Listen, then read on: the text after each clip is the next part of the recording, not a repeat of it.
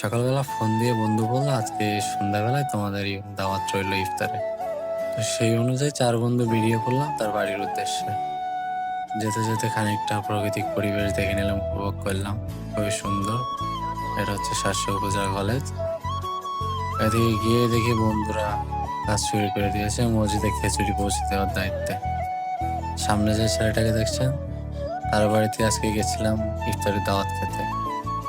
এদিকে আমি আর আমার এক বন্ধু ২ গামলা খিচুড়ি পেয়ে আমাদের কষ্ট হয়ে গেছে। এদিকে বাড়ি এসে দেখলাম বন্ধু অলরেডি ইফতার সাজানো হয়ে গেছে। সেই অনুযায়ী আমরা বসে পড়লাম আর মোবাইল ঘাঁটছেন। এদিকে আমার বন্ধু খিদে সহ্য করতে না পেয়ে আগে ভাগে ইফতার করা শুরু করতেছে। মানে যেখানে যায় ও আগে ইফতার করবে। ওই নাও, খাওয়া হয়ে গেছে, আর ইফতার হয়ে গেছে। তো সবাই ভালো থাকবেন, সুস্থ থাকবেন। এই পর্যন্তই। আল্লাহ হাফেজ।